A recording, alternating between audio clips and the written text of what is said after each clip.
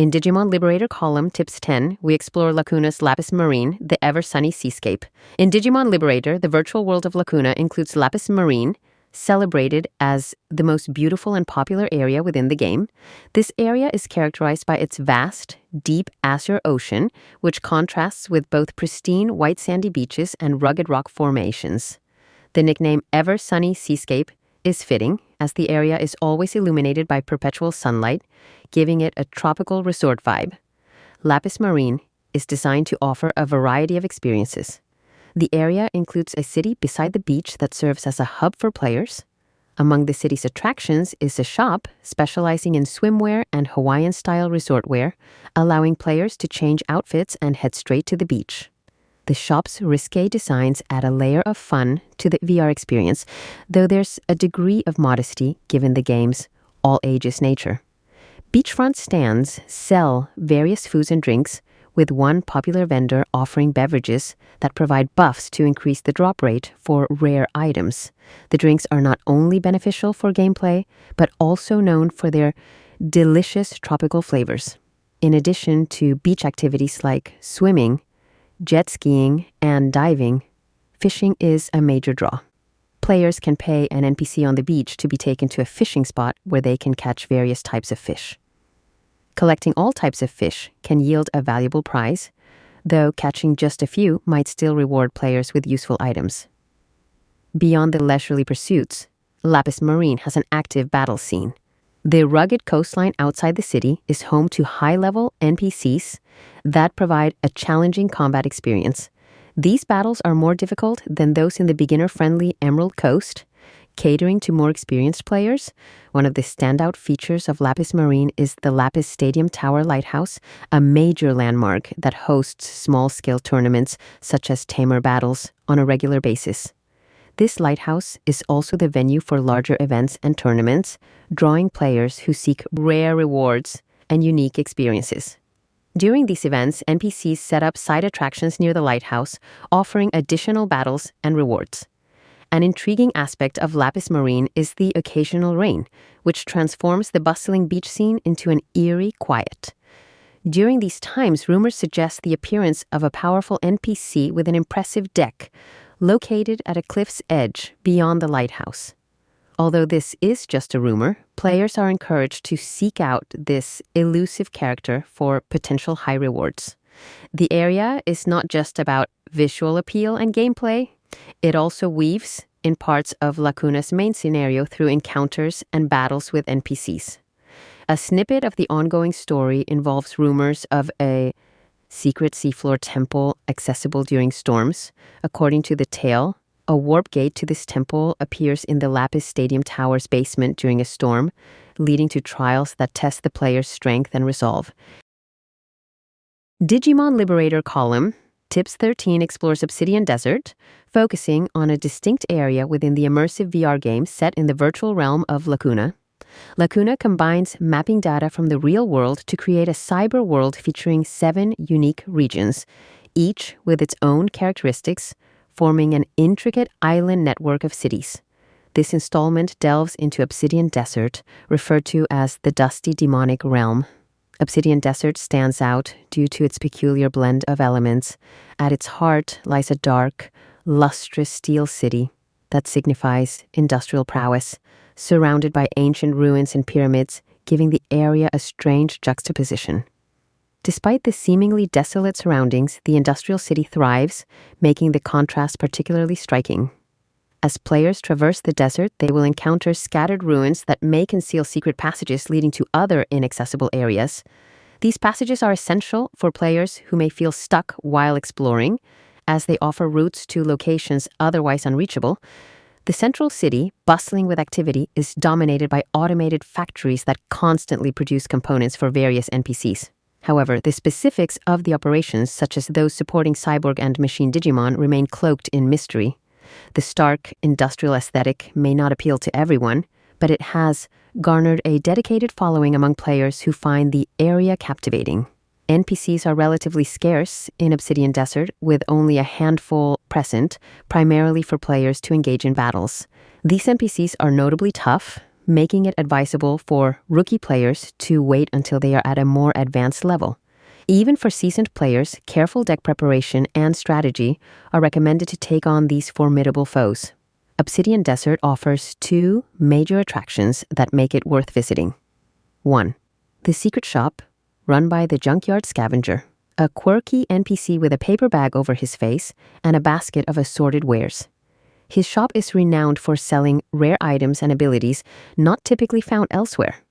The scavenger is personable but demands hefty payments in bits or equivalent value for his goods. His elusive nature means he frequently changes locations, making it a challenge for players to track him down. Players determined to find him must explore the maze-like alleyways without relying on their D-storage map.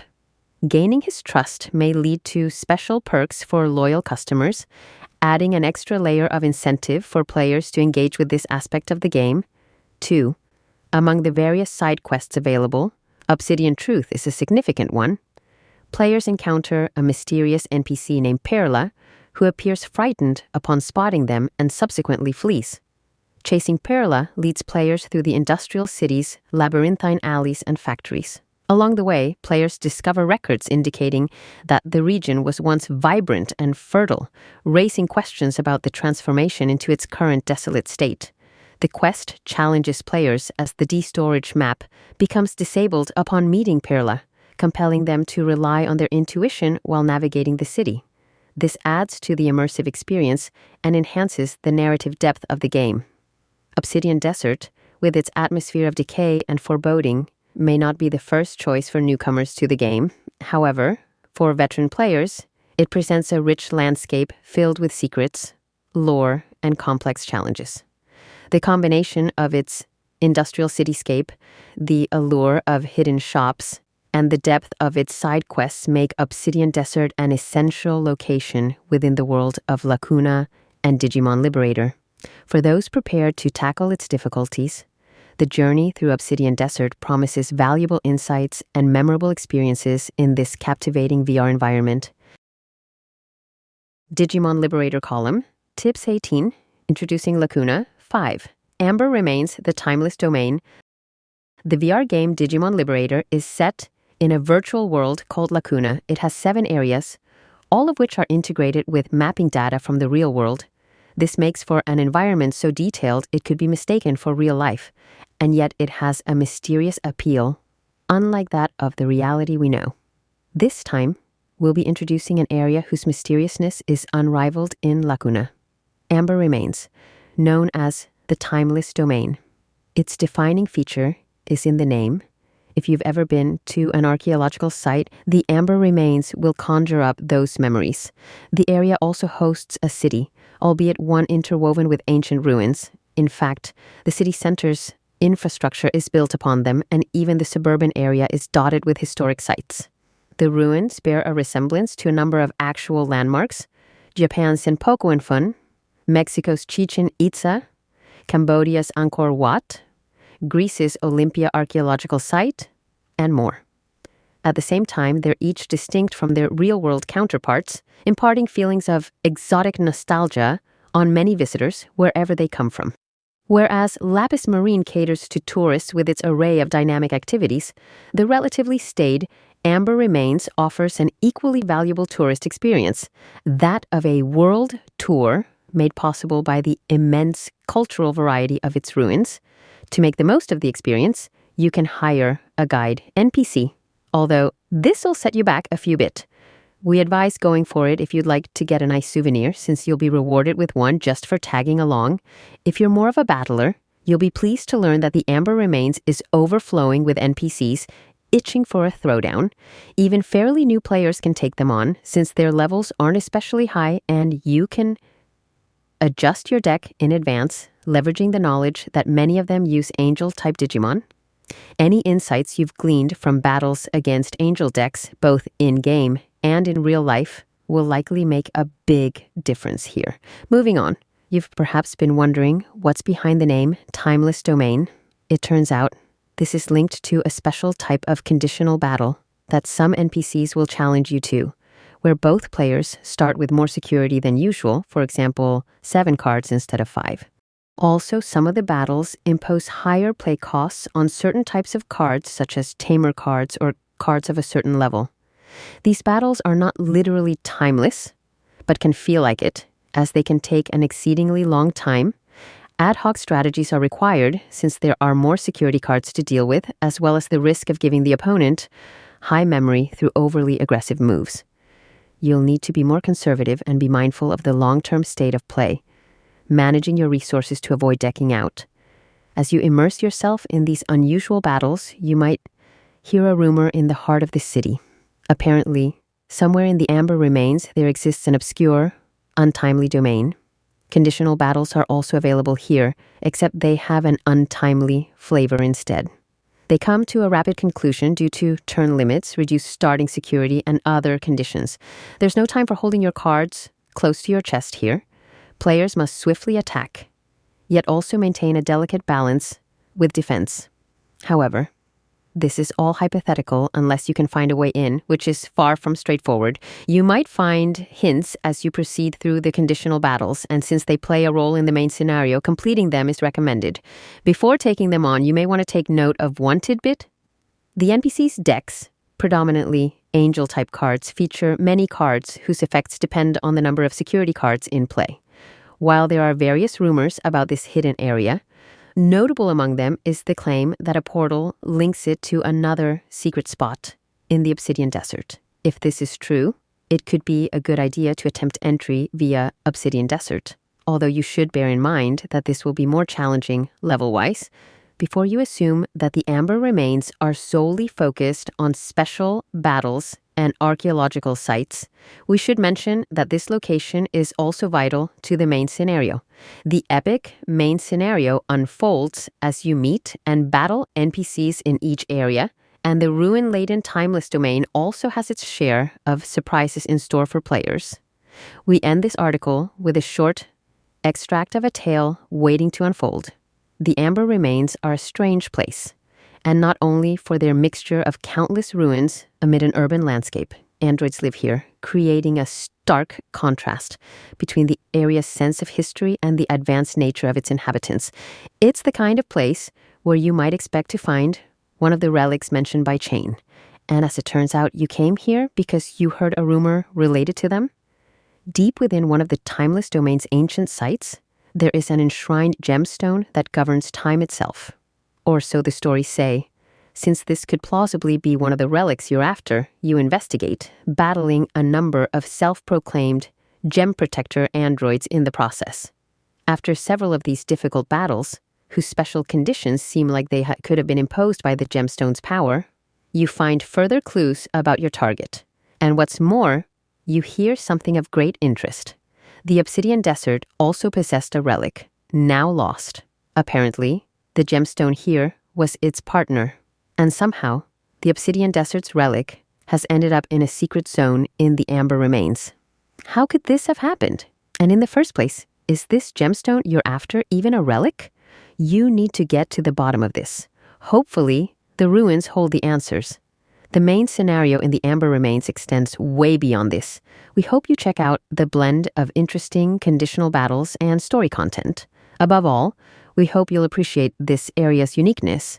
You might come here, less than Lapis Marine and the like, but its assortment of historical sites still make it a spectacular location. It's bound to offer you experiences and encounters you wouldn't find elsewhere. And like the rest of Lacuna, it has something special that can't be found in real life. Digimon Liberator column, Tips 22, Ruby Mountain, the Inferno Zone. The VR game, Digimon Liberator, is set in a virtual world called Lacuna, which has various landscapes and cities. Aside from its regionally diverse player base of enthusiastic gamers, one of Lacuna's charms is its equally diverse landscapes, which blend the real and virtual. This time, we'll introduce another such area. Ruby Mountain, the Inferno Zone. As the name suggests, Ruby Mountain resembles a volcanic zone and has a large settlement despite the scorching heat. The area's most distinctive feature is its landscape of active volcanoes, rivers of flowing lava, and swirling volcanic ash and sparks, which would be extremely dangerous in the real world. We've introduced 5 of Lacuna's 7 cities so far, each with well-developed urban areas. Ruby Mountain, on the other hand, is not a city in the conventional sense of the word.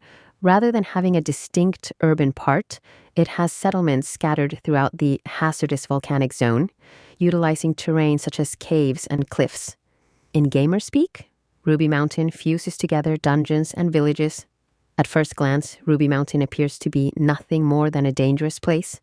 But as this is a virtual world devoid of real danger, it's actually one of Lacuna's most popular tourist spots. Of course, Digimon Liberator players have been traveling in the real world too, including to foreign countries where the scenery can be totally different. However, few people decide to travel to places where active volcanoes and flowing lava are visible up close, especially considering the safety concerns. In Ruby Mountain, it's possible to tour realistically depicted volcanic zones and other such spots without the risk of harm. Unfortunately, temperature can't be felt in the virtual world, so it must be left to the imagination to sense how scorching the lava and billowing air might be. You may even find yourself sweating. The virtual world offers experiences and extraordinary moments that are impossible in real life, setting it apart from a typical gaming experience. Aside from the magnificent scenery, there are a plethora of activities that offer endless enjoyment and enhance the area's charm. Firstly, the settlements scattered across Ruby Mountain, of course, have NPCs, some of which run shops. One place worth mentioning is the Scorching Soup, a ramen shop run by an NPC dressed in Miramon cosplay. While you can't actually eat the ramen in the shop, you can enjoy a mini-game where you run the shop part-time. It's so popular that players flock to the shop every day. There are also a few small stalls selling food, drinks, and souvenirs, creating a festival-like atmosphere, which you wouldn't imagine given the volcanic location. For players who prioritize in-game items, emotes that launch fireworks, and emotes that cause explosions behind the player are available for purchase exclusively at stalls in Ruby Mountain. Because these emotes involve flashy effects, players can use them to interact with others and liven up events. If battles aren't your thing and you just want to have fun interacting with other players, then you might want to visit Ruby Mountain to get these emotes. Additionally, at the volcano in the center of the area, there's a seemingly dangerous activity, jumping straight into the crater. By jumping into the crater, you can access a special area where you can interact with NPCs and participate in a mini-event to obtain commemorative items. Even after the conclusion of the mini-event, some players become hooked on jumping into the crater, an experience only possible in this area, and repeatedly take the plunge. Because such scenes are common, players who first step foot in Ruby Mountain may be bewildered by this overwhelmingly peculiar spectacle.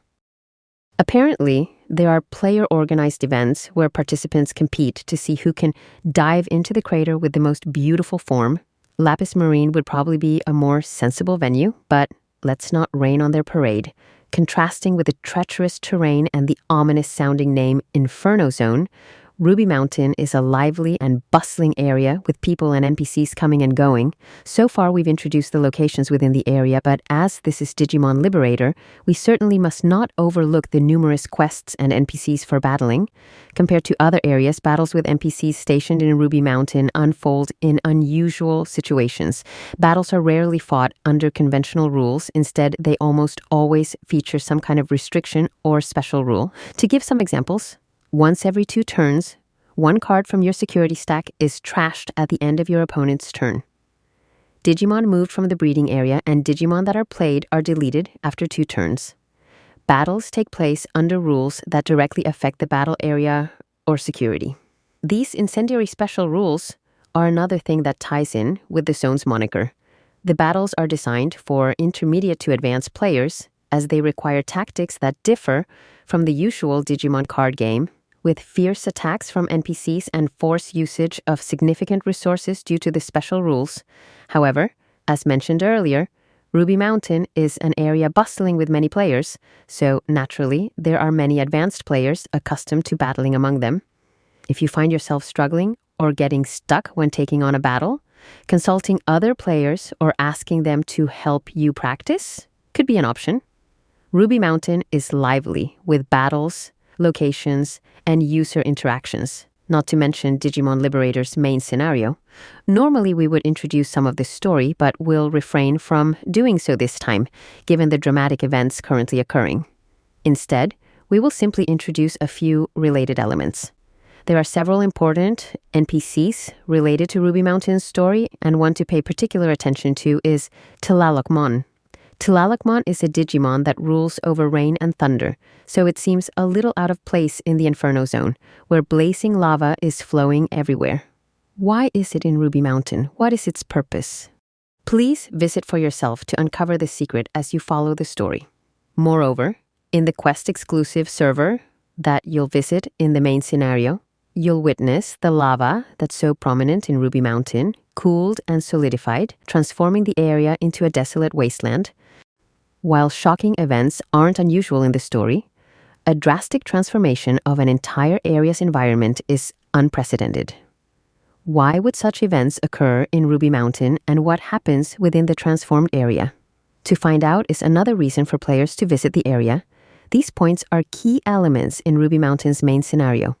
We hope players will dive in and discover the reasons behind the transformation, along with the adventures and events that await. The Inferno Zone is an atmospheric place, thanks to its exciting activities, battles, and lively user interactions. To maximize your enjoyment of Lacuna's virtual world, be sure to visit this place at least once to experience its charm.